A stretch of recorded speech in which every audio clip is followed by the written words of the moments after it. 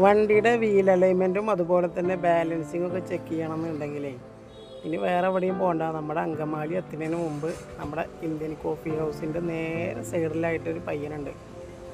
അടിപൊളിയായിട്ട് ചെയ്തു തരും. റേറ്റ് വളരെ കുറവാണ്. അതുപോലെ തന്നെ ഫാസ്റ്റ് ട്രാക്കൊക്കെ സ്പോട്ടിൽ തന്നെ ആക്ടിവേഷനൊക്കെ ആക്കി തരും.